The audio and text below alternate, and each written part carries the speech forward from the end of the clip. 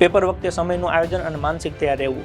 માની લો કે આજે જે પીએસઆઈનું પેપર બી કરતા હોય એને 100 ક્વેશ્ચન જોઈ લીધા હોય ને, હું ગેરંટી મારીને કહું છું કે એ માણસ મેન્ટલી જો હોશિયાર હોય તો સમજી જાય પેપર ટફ છે એટલે બીમાં માપે ટીક કરાય અને વધારે સમય એ ઉપર આપી દેવાય ને એમાં પેપર ફટાફટ પૂરું કરી દેવાય, જેથી કરીને વાંધો ન આવે. બીમાં જે ઓછા થાય ને એમાં વધી જવા જોઈએ, પણ એ તમે ટાઈમ મેનેજ કરો ને તો જ થાય.